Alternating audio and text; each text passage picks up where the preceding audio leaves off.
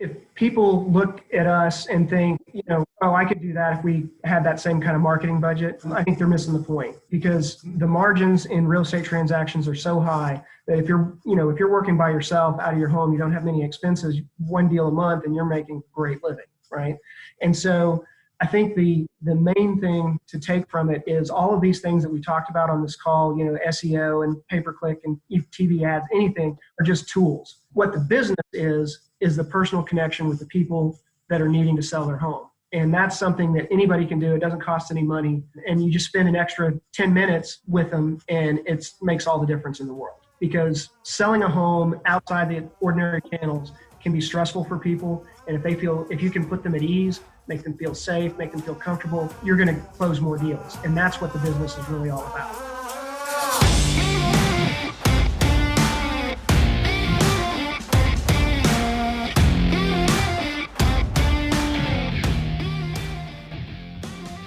Hey friends, what's up? This is Brady, producer for the Carrot Cast, and I wanted to let you know we got one quick announcement before we roll this episode. We are opening up applications for Carrot Camp Fall this year. So mark your calendar, September 9th and 10th, the most intensive exclusive mastermind for real estate investors and agents.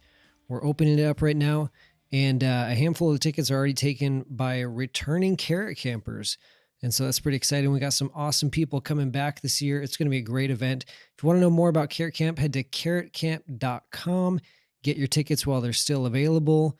Can't wait to see you. Enjoy the rest of this episode. Hey guys and gals, Trevor here, coming at you with another Carrot Cast. And it's been a little while since I've, probably about a month since I've had a chance to hop on with one of our clients to do a case study call, to do really a deep dive on where did this investor come from? What are they doing now? How do they have the success that they're having? And also, of course, we're going to talk about the role that Carrot has played in that. And on today's call, I've actually got a client that I remember Carter when we hopped on the call the first time, and I was pumped. I'm like, man, I hope we can bring these guys aboard as a part of the Carrot ecosystem. And then fast forward to just recently, you were out here at Carrot Camp, which we'll probably dive into that a little bit too. But I want to welcome on to this episode of the Carrot Cast, Carter Steph with 1-800-2-SELL-HOMES out of Oklahoma. Welcome on, man. Thank you. Great to be here. So Carter, you were out here a couple months ago out here in Oregon. You brought your wife out here, and it was a blast being able to hang out with you and everyone else here. And so that to me is a special thing when I have a chance to meet our clients. I know it adds that extra level of relationship, but why don't you give people a little bit of a context of who you are, what your business does, what type of investing you do, and you have your broker's license too, correct? I think. Yes. Yeah. So kind of lay the stage. What size is your company? Where do you guys operate, and what type of investing do you do? Okay. We're based in Oklahoma City, and a couple of years ago, we sold a franchise in Tulsa. And they had an investor that was the money. He was also had some real estate experience, but the people that were actually running the company didn't have any real estate experience at all. So it didn't go very well, and we ended up taking over the half interest, and so we're a half owner of the franchise in Tulsa, and we're now doing pretty well. And then you're also buying in Northwest Arkansas. And we ran a few ads in North Texas and then pulled out of that because the market we were in, we found out wasn't exactly what we thought it was. It was high-end stuff. So we're primarily Oklahoma City, Tulsa, and Northwest Arkansas. And what we do is we are a wholesaler from the standpoint that the people that we sell to are usually 95% are going to be an investor themselves, that they're either rehab it or to flip or rehab it to rent. Okay. The difference between pure wholesaling, what we do is we always take title. And we think that gives us a competitive advantage. And a lot of people will actually be able to buy for lower price because you're literally able to close in a couple of days. Yep. I'm an attorney. I'm also a broker. So we do the title work in-house. It saves us the cost of that. And that gives us the ability to, we can have, one of our buyers will call from the house and say, hey, they need to close on Friday. Can we do that? And, we can make it happen. So I think that's probably the biggest difference between what most people, at least most people in Oklahoma City, are doing. Mm-hmm. Dude, I'm glad you brought that up too, because that's something we talk a lot right now on the Carrot side of things about how do you stand out? How do you differentiate? And it's not always the visual of your branding or like what you put on your website. That's a part of it. That can help, but a lot of it is the offer. It's the unique selling proposition that you have, that how do you gain an advantage in the actual service to solve their problem better than someone else? And so as people are listening to this episode of the CareCast, I want you guys to think about that. Think about what Carter said there, that they have figured out ways to gain an advantage in their offering to where if someone really does need to close fast, they can. And they've even added more margin and more speed by having some of the other stuff in-house like title. So I want you guys all to think about that. How do you add more of the transaction, make it speed up to stand out? So what happened? Where are you guys right now with your business? I know you got a team out here at Carrot Camp. I think you probably, out of the ones who were there this time, you probably had the larger team this round. How big is your team? What does an average month look like for you guys, or maybe what's 2019 going to look like for you guys as far as transaction volume or that kind of thing? The way we evaluate a month is based on the what we sell and then the net income from that. So, cool. After our cost. We don't necessarily track. I mean, we do track it, but we don't worry so much about the number of transactions because, it's easy to get a high volume of transactions, but you're getting $5,000 or $10,000 per deal. Yep. I'd much rather do one transaction and get 40. So that's really what we focus on. And our goal is to always do a minimum of 80,000 a month. And then, we've done as high as 132 was our best month ever, and that was about 2 months ago. Cool. And that's profit. It sounds like that's profit, right? Well, that's gross profit. Profit. Yeah.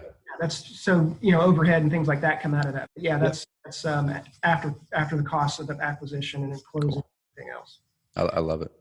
And so, that's kind of our metric that we track really closely. And 2018, I guess also I should back up and say that my partner Trevor and I bought the company in 2016. And the company's been around for 30 years. In Oklahoma City, has done, $30,000 worth of TV commercials a month. So there's millions of dollars in brand name here. You ask anybody in town and they know us. Yep. We're as familiar as car dealers and, all the big name people. Cool. And so when we bought the company, there was already this track record. And when we took over in July 1st of 2016, so we had a half year. Then 2017 was our first full year. And then 2018, we actually did 5.2 million in gross sales, and our net sales was over $1 million for the first time. Cool. That's a big deal. It's a fantastic year. And we'll circle back on this, but I attribute at least a portion of that growth to switching over to Carrot. But and so far this year, we've had our two of our best months ever this year already. We're on track to be between 20 and 40% higher than 2018 this year. Dude, so one thing I want to point out there is, there's a lot of talk about real estate market shifting, things like that. And you're having like some of the lower end of the market, some of the newer investors who aren't figuring out their way to find their place. And some of them are having a tougher time. Not all of them, some of them. And then you talk to some of the higher end investors as well. I've got a buddy down in Florida and he's like, man, I'm still doing the volume, but my margins are shrinking. And so he's trying to figure that out. Are you finding, it sounds like you're growing the top line. Sounds like, are your margins shrinking? Are you guys making about the same per deal you were making? Is it growing? Is it shrinking? Well, one of the things that we did when we took over the company is that the prior owner was focused on what he would call home runs. He wanted the big margins and would walk away from anything tight. And we intentionally decided to not do that anymore. We felt that there were three areas of growth. One was increasing the lower margin deals, which was untapped for our company. And then working on increasing the margins on other deals, and then just increasing the number of leads to everything overall. That was the three areas that we wanted to focus on. So we intentionally started getting those tighter deals. But again, because of the way we operate, we, you know, we never felt like we had much risk in it because we were paying cash for it. We've got the property, we've got title to it. So worst case, we know it's a rental. Yep. And we actually put together a portfolio of 18 properties doing that we decided they were just too tight. So and then we sold the portfolio. We ended up getting the margins back, given up, and we got some rent for a year. So we actually have a property that just went under contract yesterday that is our highest margin ever. I think our average margin shrunk since we purchased the company, but again, that was primarily because we intentionally were doing that. Yep. So if you look at it on a deal by deal basis, I think the margins are slightly better than they have been.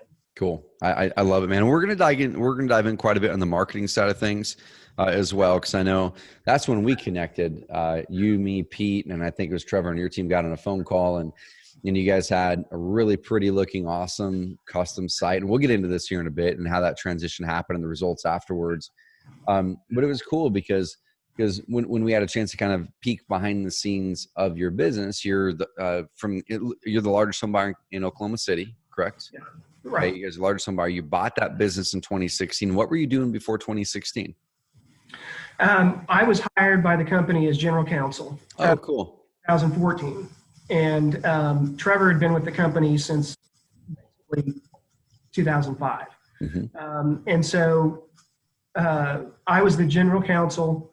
Then I had my broker's license. I've had it for 20 years. And so I was recognizing that we were having properties that we referred out to realtors and they kind of disappeared into the woods, and we'd never see. For every once in a while the check would show up for a referral fee, but very rarely. And I said, I've got my broker's license. Why don't we start a brokerage and we can refer things directly to the brokerage? And so we started that in 2015, and we were the fastest growing brokerage in Oklahoma City and did absolutely no marketing, all stuff to ourselves. And we hired 3 realtors and just started exploding. So then when we bought the company, I was already the broker, so we kept that company, which is separate, and we're continuing to operate that. Cool. So let's dig into the marketing mix here now. So Okay. when we were on the call originally a year and a half ago, when you guys made the transition to Carrot, I know you guys are doing a ton of TV advertising. The period prior to that, I think you guys are doing a lot of radio. I don't remember what the rest of the marketing mix is, but let's go back to at that point before you came aboard Carrot. What did your marketing mix look like then? How has it changed over the past year and a half, if any? And where's the most of the stuff coming from right now? Okay, so what happened was when we bought the company, we had felt for several years that TV was going to be losing its influence, and with people cutting the cable and watching more YouTube and things like that it was going to lose its influence. We didn't want to give that up because we had the brand recognition. So we knew we were going to go into more of a digital realm, but we weren't sure exactly how to do that.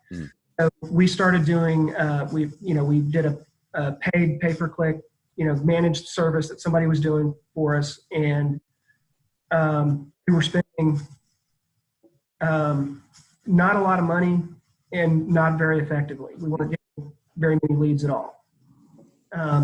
And I primarily attribute that to our website, because one of the things I told you is once we switched to Carrot, the site went live, and there was a couple of test form fills that we did and that you guys did, and then after that, I think we got our first form filled out.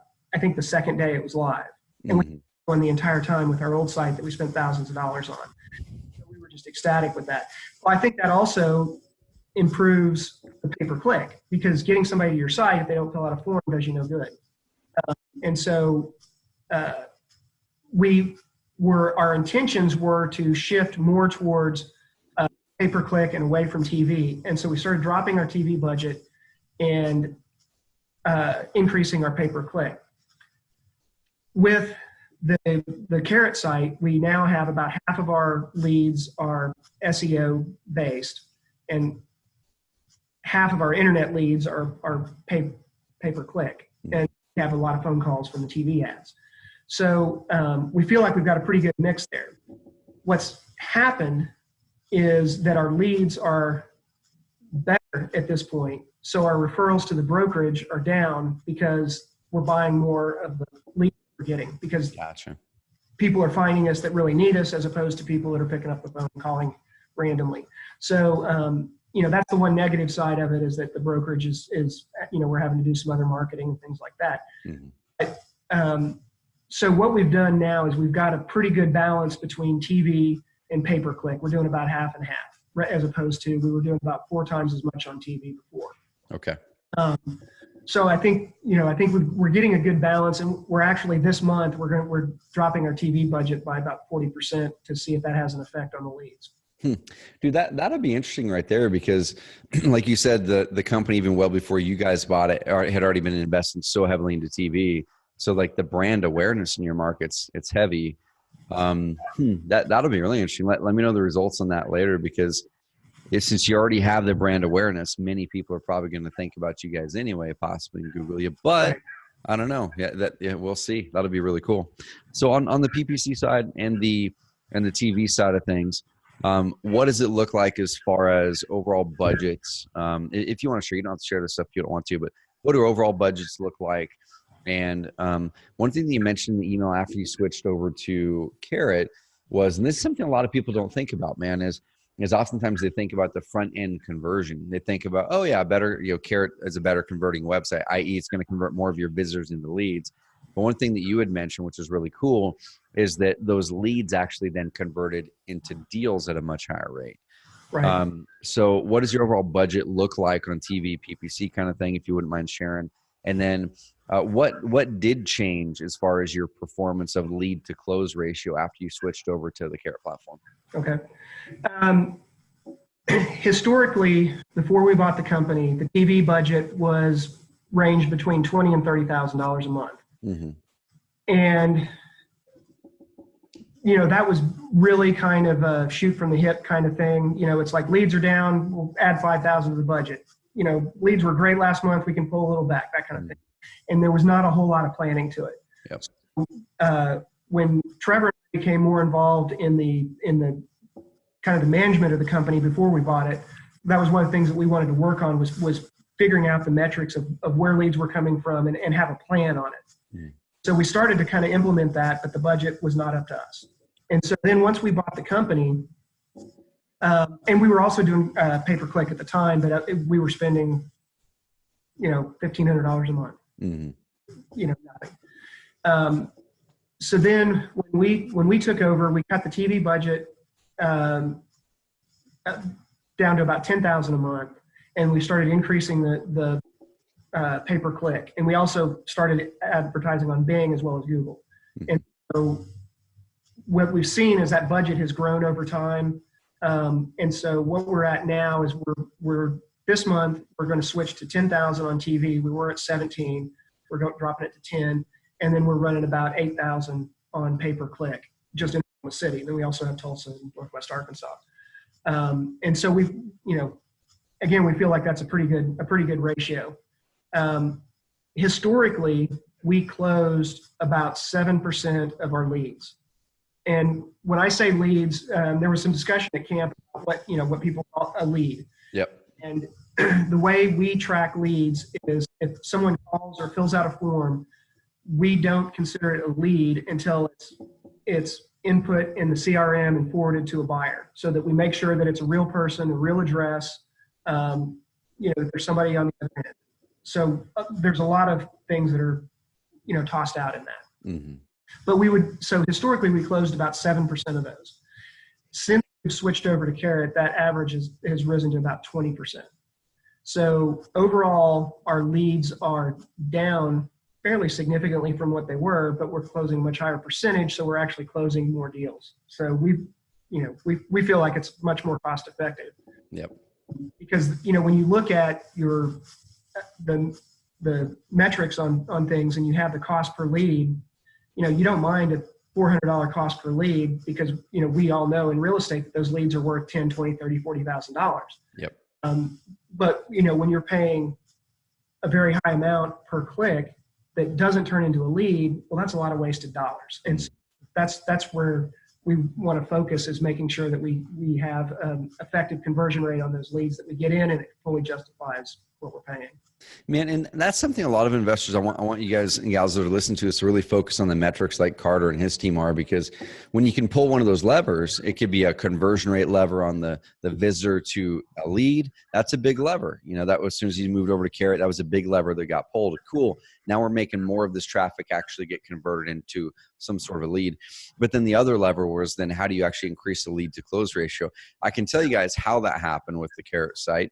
Because it's not by chance. I can tell you how that increased. But then the next part of it is, you know, Carter's got a team that has been doing this for a long time that then further probably increases that lead to close ratios by adjusting the way they're negotiating, things like that.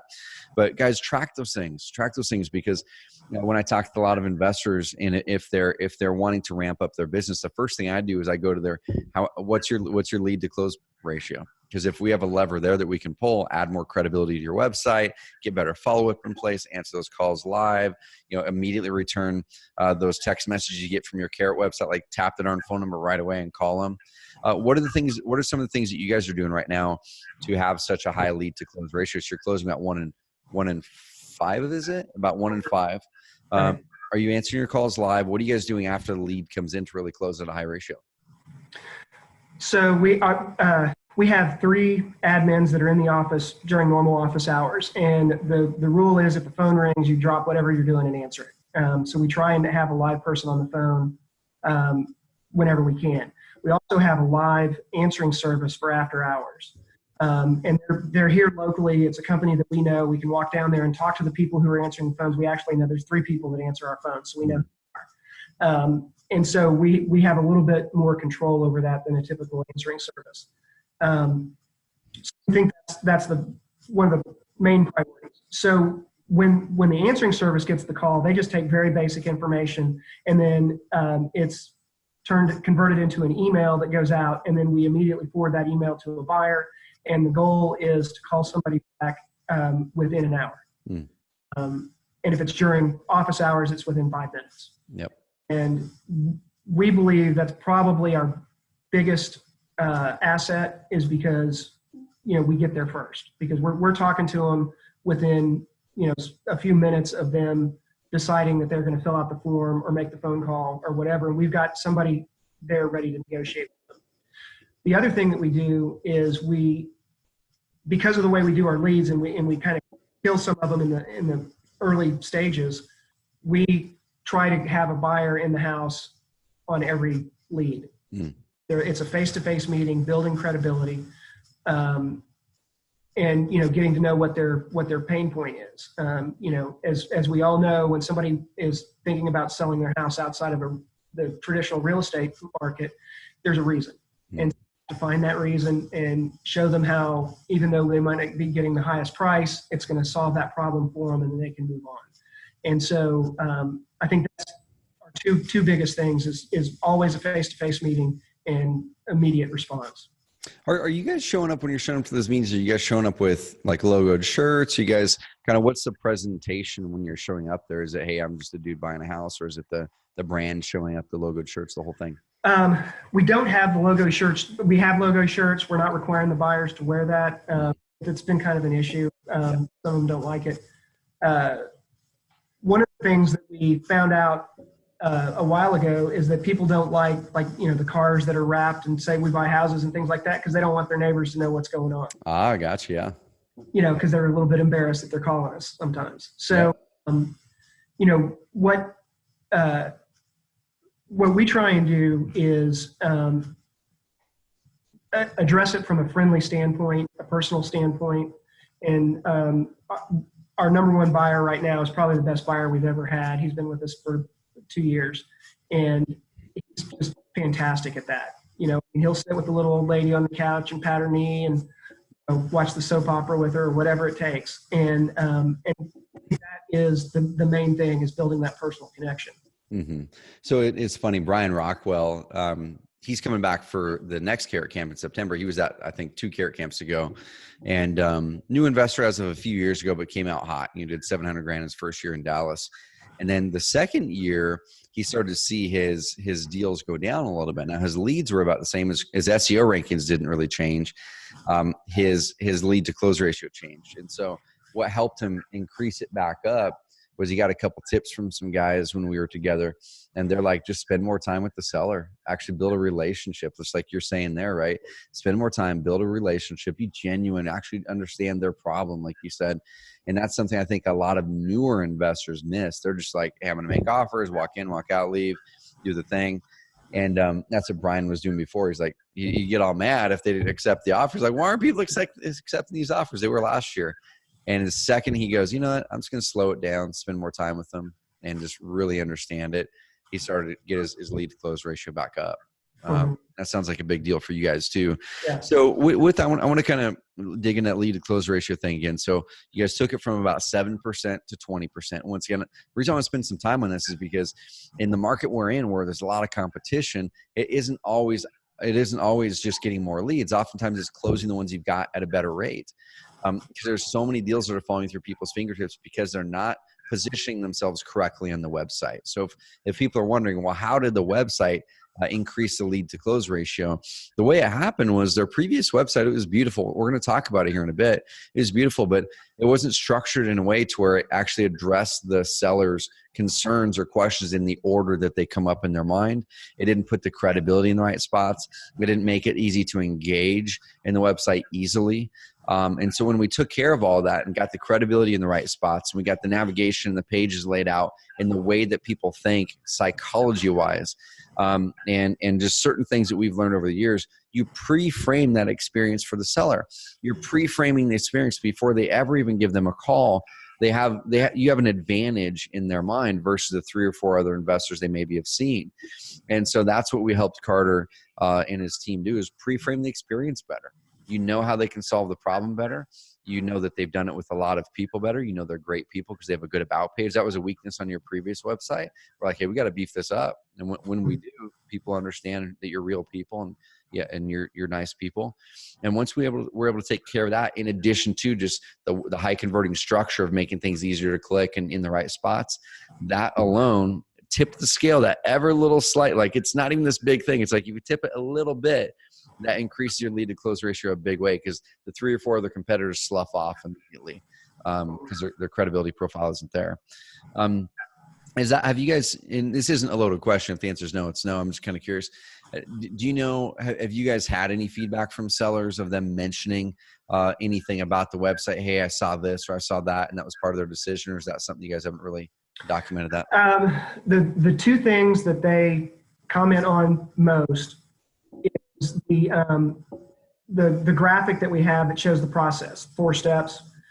Actually, we had one person at the closing just last week say that, it's funny because that is exactly the steps. That's exactly what happened. And that's so good, because when you see that on the website, then you get the phone call and you know what the next step is. And so it made it a less stressful process for them. Mm-hmm. The other thing is the about page, because a lot of times investors will have a website and you can't even tell who owns the company, who they are. You look at the address and it's a PO box or something like that. And, we have a picture of our office building on the website. Address is on the website. We have my picture, Trevor's picture, story about us. And a lot of people have commented that they like the feel of dealing with somebody that is in the community and that they know. Dude, so that right there, guys, I've been preaching this for years. Please go to your darn about page. I was looking at 2 customers today at their websites, and they hadn't changed the darn default about page.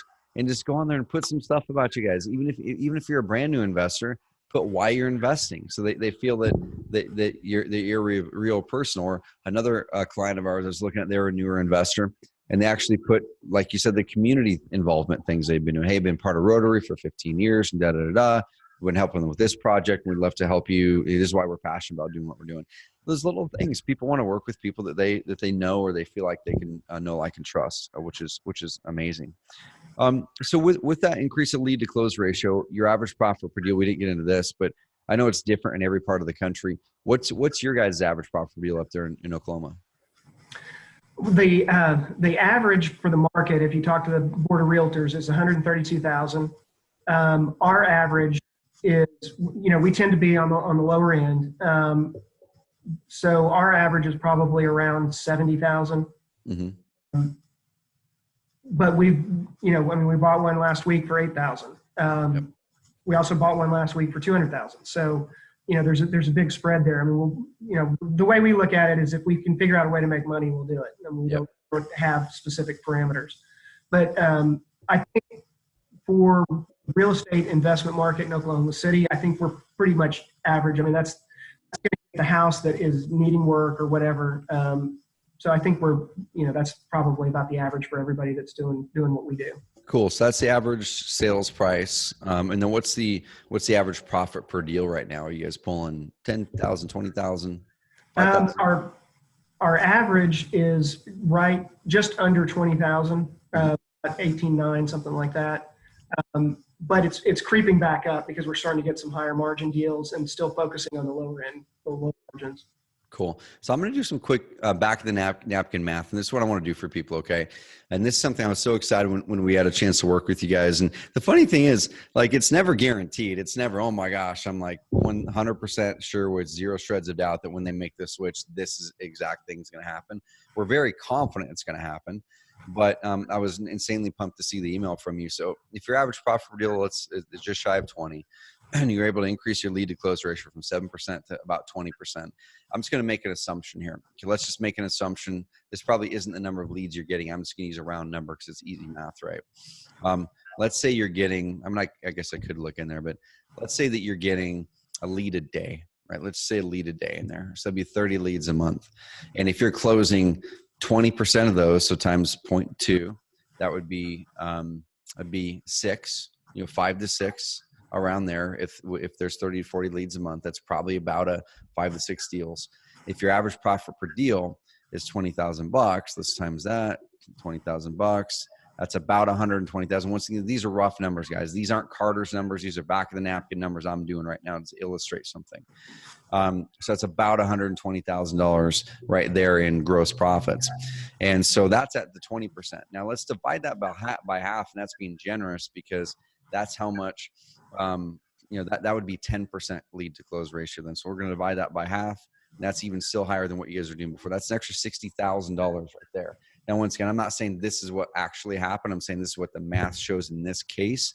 But just by increasing the visitor lead ratio, increasing the lead to close ratio, theoretically, it's probably somewhere between $20,000 and maybe $50,000 to $60,000 a month in increased revenue that he has right there just from better performance. Not to mention the SEO rankings you've got now, which let's kind of shift over into that now. Now, is that number, Carter, I guess, once again, those are really rough numbers, man. I'm not going to hold you to it, nor am I saying those are your numbers. But is that a close representation of possibly what happened as far as the extra value now recaptured or the deals and profits you were likely losing before? I think that's, on average, that's probably pretty accurate, yeah. Cool. So you guys were able to recapture, at least, 6 figures a year in new revenue that was being lost because of an underperforming website. That's a big deal. Cool. So let's go to SEO now. So I know when we were chatting, that was one thing that you guys ranked really well for your company name, of course, and you guys were capitalizing on that because you do you have a lot of offline marketing going. And so people are going to Googling your company name, great brand you guys have there, and they'd find you. The site before, it sounds like, wasn't converting great. But what were you guys doing with SEO before? Were you guys focusing on it at all? And then what have you done since then? Because it sounds like you guys are pulling a good amount of SEO leads now. Mm-hmm. Before I was with the company, we did the black hat SEO stuff. We had a farm in the Philippines that was writing articles that were fake and all that stuff. Yeah. We're killing it on SEO, and then we got blacklisted by Google. And so when I joined the company, we were trying to build that back up organically. And it was really a struggle because we didn't have people that wanted to spend the time on writing an article. At the time, we didn't have the staff to do it. It was it was just a struggle. And so when we took over the company, we were basically doing nothing on SEO. And, I was trying to educate myself on the process and figure out if there was something we could do. And then that's when we found Investor Carrot, and it kind of solved two problems. One, we had a website that was not producing any leads. And then two, we were not doing anything with organic SEO. And so we felt a double advantage by switching because of that after we had talked on the phone. So what we do is we just follow the playbook that you guys gave us, and we publish an article a week. We have a website for Oklahoma City. We have a separate website for Tulsa, and we have a website for our brokerage. And each one of those publishes one article a week. We link to those articles in Facebook, and all social media, Twitter, and everything, to bring out the exposure in that. And we're killing it because we're now actually getting leads from SEO. Mm-hmm. Half of our online leads are organic now. So with those articles, are those ones you guys are writing in-house, or are they the automated ones from our content marketing system? We're using the content that you all provide, and then we're customizing it quite a bit. We're plugging in pictures. We're putting in, local sites, things, any physical structures, buildings, and parks and things like that. We add where we can, and so I would say that we use 90% of what you all provide, and then just put a nice local polish on it. We're getting ready to start implementing videos with those, but we haven't gotten to that yet. Cool. So we're putting in our own local pictures and things like that. I love it. So here at Carrot Camp, Tyler Ford, who was here when you were here, that's part of his strategy too. He takes those Content Pro articles, the content marketing system articles, does the same thing. A lot of people kind of schedule them up and they let them go, which is great. And in some markets, that's going to get a great ranking if there's not a lot of other people using that same article. But to really give it an edge, do exactly what you guys are doing and Tyler's doing, is go in there, schedule the puppies up. They're going to be in draft mode until they're set to actually go live, and just click edit and go in there and add pictures like Carter's saying, tweak it up a bit. And that's going to save you a lot of time versus going out there and paying someone or yourself, researching which keywords to write for, writing the articles, making sure it's written correctly for SEO and for conversion, and then getting it on there and publishing it. You're essentially going in there and cutting out that 2 hours of work per article and just doing it in a very minimal amount of time, getting a better result. So that's a great tip, guys, to start to use that part of our system in the Content Pro and Advanced Marketer plans in a lot better way. Well, and actually, I got that idea from Tyler when we were. Perfect. Because he was talking about SEO that he was doing, and we'd been publishing the articles, but we weren't doing much in customization. We were doing a little bit. And after I talked to him, that's when we decided to just jump all in on that. And so we've been fully implementing that and customizing them completely. So cool. I love it. So I'm looking at your SEO keyword page here, and I'm not showing it on the screen here, but you guys are using the rankings tracker. You've got a bunch of keywords in there you're tracking, and that's kind of the nature of SEO. Some of them go up, some of them go down, some kind of stay stagnant for a bit. But you've got your brand searches pretty much nailed. You're obviously number one for those ones. You are now top 10. It looks like you jumped 20 spots just recently for Sell My House Fast Tulsa, which is sweet. And then the Oklahoma City phrases, it kind of depends on which phrase it is particularly, but you've got some of them in the top 10. You have some of them for Oklahoma wise in the top 10, some are on page 2. And that's going to be what's exciting, man, is over the next 6 to 8 to 12 months, is kind of executing the playbook, getting some more backlinks going, maybe tweaking up those pages a bit and starting to see those rankings pop even more. But that was something that we weren't really seeing when we were hopping on the call with you guys before you made the switch, is those more generic search phrases for Oklahoma City. They weren't really on the radar, but just even making that switch over here, doing the content. You came through our concierge service. So we had a chance to rewrite your content in a better way. That alone started to raise the ships. Now some backlink building would be probably the next step to some white hat backlink building this time. Keep it in states, white hat back, follow the 3 lead per day on that. That's right. So a couple more questions, man, then I'll let you go. And I know it's later on your side. So this is something I just want to kind of dig into, the decision that you made. I mean, you guys are doing amazing things on the investment side, and we could dig in all day long about how you guys are negotiating and how you guys are building your team. And maybe those are things we'll talk about in a future one. But I know one of the bigger pain points a lot of people have right now is the marketing side of it. We dove into marketing a bunch there, give you guys perspective on what the business looks like, some of the metrics, how some of it's happening, so you guys can start to look at it. But you guys already had, like you said, I just want to bring this subject home here. You guys already had a custom site that you'd invested a good amount of money into. Do you guys remember approximately what you guys invested into that custom site when it was built way back when? I remember exactly what it was because it was painful. We paid $5,000 for the website design, and then we were paying $749 a month for the web hosting. Okay, so $5,000 up front, about $750 a month for the hosting and whatever is involved there. Were they like making updates for you or something? What was involved? As best I could tell, they just kept the lights on. Dude, I'm in the wrong business, man. Yeah. Not very much. And again, this was a marketing company. They were doing our TV advertising, and they were branching out into web design and things like that. They didn't really have a web design department, so it was all kind of new for them. Mm-hmm. And we, in hindsight, we probably should have shopped that around a little bit more. We talked to two other companies, but because they were already doing our TV advertising, we decided to go with them. Yep. And that's crazy common, right? Like, and that's such a common, I wouldn't call it a mistake. I think it's a common thing that many businesses do is they reach out to that local firm, their cousin Eddie or whatever it is that can build a website, and they think a website is a website. And you guys had a beautiful looking site. But I know when we hopped on there, I immediately saw some things that could lift it. You never know how much it's going to lift it until you put it out there in the wild. But there are some things I immediately knew that we could lift. So we had that initial call, and I know that there was a little bit of a time period between the time that we had that call and you guys made the decision to make a move to Carrot. Kind of what were you looking at? What were you evaluating? Were you looking at other options? Were you looking at another option going custom? Like, were there other options you were looking at? What pushed you over the edge to move over as the top home buyer in your market to Carrot? Well, historically, our company has operated by saying, we can figure out what other people are doing and do it in-house because we've got people, we've got staff. There's no problem with having the bodies to be able to do something.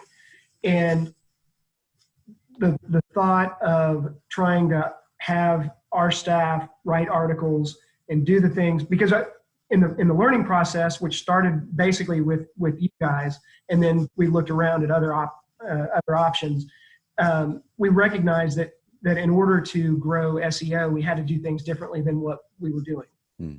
The idea of trying to do that in-house and figure it out was not very appealing. And we looked at some of the sites that you sent us to that were Investor Carrot sites that you've done in other markets, and they had enough of the custom look for us to feel like we would differentiate from the local investors that are also using the Investor Carrot sites, but also give us the benefit of not having to recreate content. And the thing that really got us comfortable with it was, I think you and I had two calls together. It was the second call when we were, you were basically reassuring us that I promise you your site's going to look like your site. It's not, but we're going to be able to put the things in it that will generate the leads that you're looking for. And that really is what tipped the scale for us, because we felt like we wouldn't have to recreate the wheel. We gained some trust by looking at the other sites and talking to some other people that we felt like you guys would follow through on what you said you were going to do, and you absolutely did. Cool.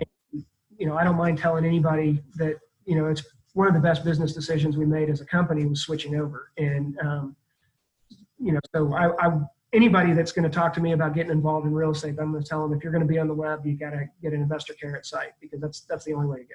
I love it, man. Dude, I appreciate it big time. And that stuff never gets old. I mean, we have almost 6,000 active members now, and we don't get a chance to meet a lot of our customers because we're hanging out in Roseburg, Oregon, right? We're not like metropolis of house flippers here.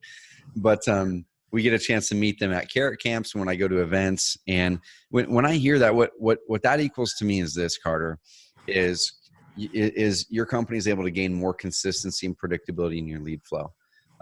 It means your company is able to really start to level out some of that lead flow and get rid of some of the boom and bust. You're able to pull in some of the marketing dollars from other sources and have them work better over here. And what does that help with? I mean, I'm not saying that this is a direct result of it, but before we even hopped on here, one of the things that we were talking about was some of that work-life balance. And I do want to dig into that just for the last 5 minutes here on that one tip that you're starting to do, because I think that's something a lot of entrepreneurs should do. But that's what I'm really after, is how do we help people have businesses that are more consistent, more predictable, so you can finally like have more flexibility and freedom in your role. And you get that with better lead flow. And that's something that pumps me up, because I know when that happens, the entrepreneurs, they enjoy their work more. You're able to make more of an impact. And that's what it's all about, man. There's way too many entrepreneurs out there that have businesses that they hate. And a lot of it's because their lead flow is structured terribly. And they're just leaving so many, low hanging fruit on the table. But let's kind of shift over into that last little topic there, that on the personal side of things, work-life balance is something we talked about quite a bit at Carrot Camp. How do you have more ikigai, as I explained it, more flow, more happiness in your work, more balance? And what are some things you're doing right now that you're testing out that either are working or that you're seeing good signals from that are helping you enjoy your business work and get better work done? Well, I love what I do here, and I loved it before I bought the company, and loved it even more when it became my company. And so, it's always fun to do what you love. But what I found myself doing right after we bought the company is I was working constantly. And so I came to an agreement with my wife that at, certain times I'm going to put down my phone and close the laptop, and we're going to just pay attention to each other. So we had been doing that for a while. But one of the things, and I don't remember who it was that was speaking, but talked about working a half day, how that would make them more productive. And where it clicked with me is I was getting ready to leave for Carrot Camp. And so it was going to be a short week, and in the office for a few hours, and I got everything done because I knew I couldn't do it tomorrow because I was flying out. And so that after that recognition and then the conversation at Carrot Camp, it dawned on me that if you treat every day like you're leaving town tomorrow, you get more done. And the benefit is that you're getting home earlier, enjoying time with your family and things like that. So what I've started doing is I come in a half hour to an hour before everybody gets here. And that gives me a chance to focus my day. And I've always done that at home. I get up and, check my emails, deal with anything that needs to be dealt with, and then start thinking through the process of the day. But I think it's more effective when you do it at work. In work mode, you're there, you've got all your resources. And so, my day hasn't really changed that much. I just go to the office a little bit earlier, and then I do my normal morning routine at the office instead of at home. And then I try and leave by 4:00 every day.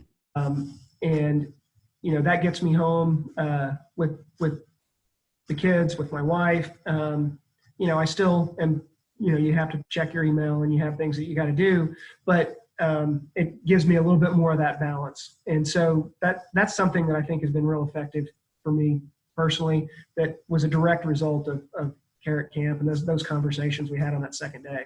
Man, there's something called Parkinsons Law, and what Parkinsons Law states essentially is that whatever container we give something, whatever time container, whatever it is, your items tend to fill it, right? So if you give yourself 8 hours to do all these things, it will probably take you 8 hours to do the things. If you give yourself 6 hours to do the things, you'll likely get those things done in 6 hours because you're going to be more focused. And that's something I still struggle with, Carter. I do for sure. And we were talking about it before this, that when I do that and show up earlier, man, I'm on fire. I get things done before the team comes in. So that's something I'm still struggling with. I'll report back to you on my progress there, but it's going to be easier in the summer where I'm not taking the kids to school. But I'm pumped about that for you, man. That's so fun. That's so exciting. I'm sure your wife enjoes it too, where you get home, you get to actually relax a bit before you guys dig into making dinner and things like that. That's a big deal. I love it. I love it. So we're going to wrap this up, man. I appreciate you hopping on here. I know you're getting home after 4:00 today because it's 4:30 right now. And I appreciate you staying a little bit later and hanging out with us and sharing your journey, sharing what you guys are doing up there in Oklahoma with our listeners here in the Carrot Cast. And like I said, I'm always just pleased and humbled to be able to work with clients like you guys. You're out there making a difference. You're helping lots of people that we're able to help you and add a lot of value. And in turn, give us feedback on our products so we can make it better, all those kinds of things. So I appreciate you, man. I know a lot of people are going to be inspired and they're going to be able to take direct action from this call. And at the very least, people are going to be able to see a model and be inspired to go, man, this works. If whatever I'm doing right now isn't working, just keep on trying and switching things up until it works. So it works. But any parting words for investors listening to this episode of the Carrot Cast, could be on anything at all, but any parting words to help people kind of stay more focused and have a more successful year? Well, I think if people look at us and think, oh, I could do that if we had that same kind of marketing budget, I think they're missing the point, because the margins in real estate transactions are so high that if you're working by yourself out of your home, you don't have many expenses, one deal a month, and you're making great living, right? And so I think the main thing to take from it is all of these things that we talked about on this call, SEO and pay-per-click and TV ads, anything, are just tools. What the business is the personal connection with the people that are needing to sell their home. And that's something that anybody can do. It doesn't cost any money. And you just spend an extra 10 minutes with them, and it makes all the difference in the world. Because selling a home outside the ordinary channels can be stressful for people. And if you can put them at ease, make them feel safe, make them feel comfortable, you're going to close more deals. And that's what the business is really all about. I love it. I love it. Carter, appreciate you, man. Everybody, make sure you guys go over and follow me on Instagram. I post a lot of things on Instagram, kind of behind the scenes. That's kind of my jam these days, as far as where I post content on the daily. And make sure you subscribe to the Carrot Cast, because number one, you're going to get first access to these. We put them out about a week before they ever hit our blog, I think. But then also, it helps us spread this message out to more people. When you subscribe on there and give comments and ratings, it bumps us up in the ratings a little bit, exposes us to a broader reach of audience, so we can impact more people. So while you're thinking about it, go over there and smash the subscribe button, subscribe to that puppy on YouTube, and I guess it's not iTunes now. It's Apple Podcasts or something like that. They changed it, but we'd appreciate that out of it. Carter, thank you, man. You're gonna have something. You're gonna have something in the mail. You already have a bunch of Carrot swags that came out here, but we'll have to figure out what you don't have, and we'll pop something in the mail for you as a token of our appreciation for hopping on here with us. Thank you very much. All right. Thank you. Cool. Thank you.